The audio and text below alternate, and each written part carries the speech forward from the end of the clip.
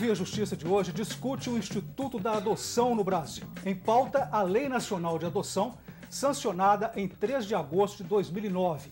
Nossos convidados vão analisar a eficácia dela depois de quase 1 ano e meio de sua entrada em vigor.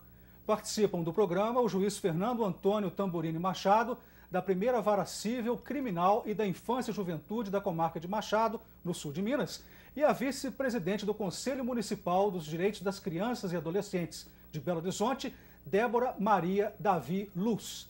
Numa parceria da TV Assembleia com a Mages, a Associação dos Magistrados Mineiros, o Via Justiça está começando.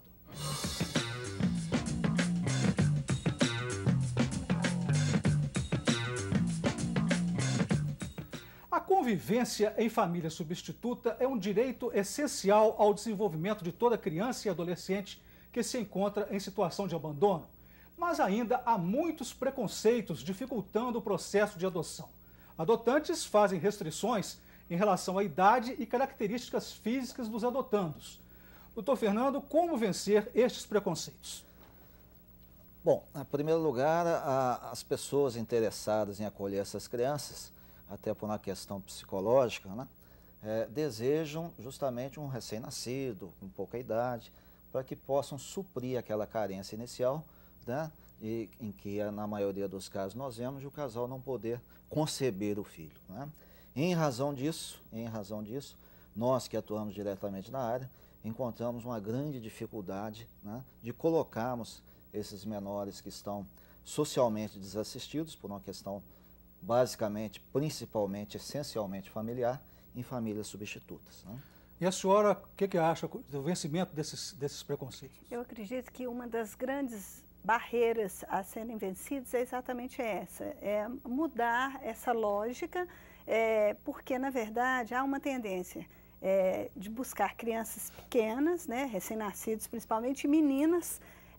Os casais ou a pessoa que resolve adotar, muitas vezes ela acredita que aquela criança ela não vai adaptar a essa nova família. E a gente já tem vários casos que a gente percebe que isso não é verdade. A criança, ela se sente acolhida e ela consegue se adaptar com muita facilidade. Mesmo o adolescente, quando ele vem já de uma situação adversa, a possibilidade de uma convivência familiar e comunitária faz com que ele dê um retorno dentro de um processo de acompanhamento que as varas realizam, é totalmente possível eles se adaptarem a esse novo contexto. Então, esse é um desafio que a gente precisa vencer. Doutor Fernando, como que o senhor define a nova lei, a Lei Nacional de Adoção? Qual a eficácia dela 1 ano e meio depois de entrada em vigor? Um dos principais pontos abordados por essa lei, né, previsto no seu texto legal, é a imposição de que o abrigamento não pode ultrapassar o prazo de 2 anos. Né? E a gente faz todo um trabalho. Primeiro, nós pesquisamos a possibilidade de colocação na família, chamada família extensa, né? Saindo um pouco daquele núcleo familiar de pai, mãe, né?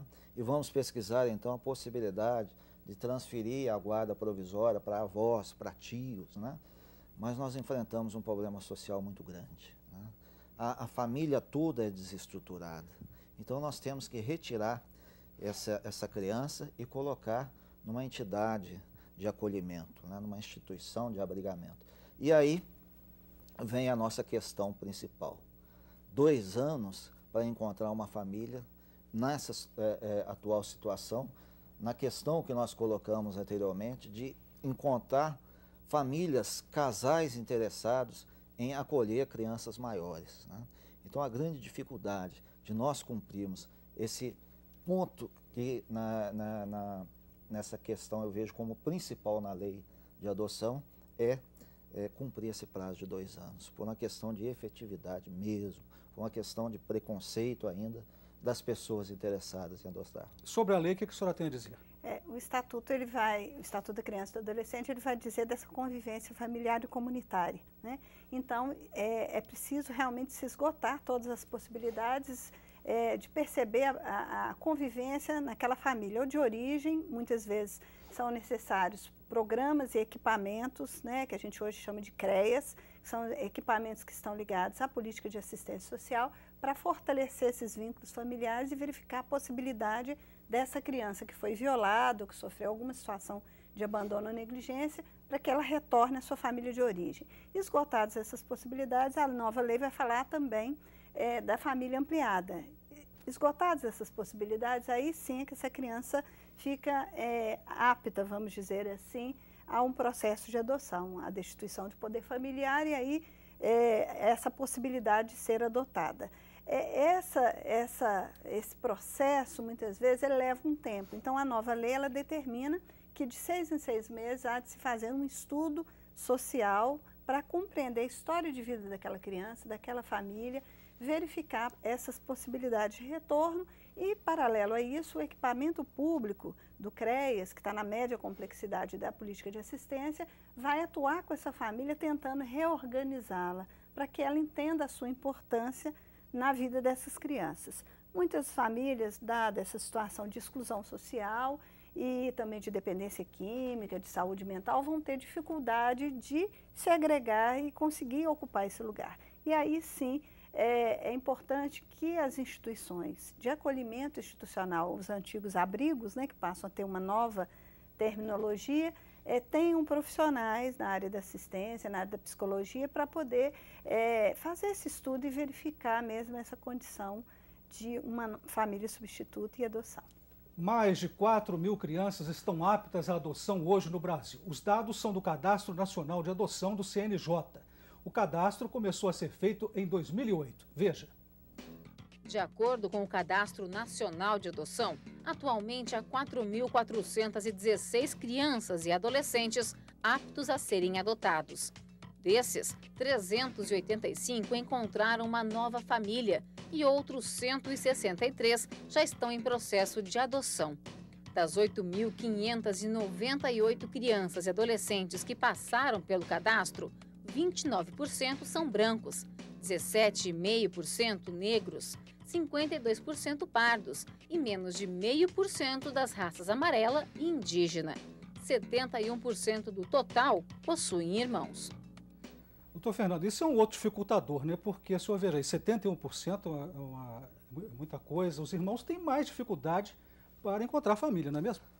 Eu gostaria de abrir um parênteses aqui para contar um caso que aconteceu numa das comarcas onde eu passei, né? Tinha um casal interessado em adotar e queria justamente o perfil daquela criança. Queria um recém-nascido, né? E com aquelas características familiares que eles imaginavam que iam estabelecer uma identidade entre eles, né? E apareceram 2 menores em situação de altíssimo risco social, né? Eles estavam sendo violentados na família, a questão dos pais alcoólatras, né?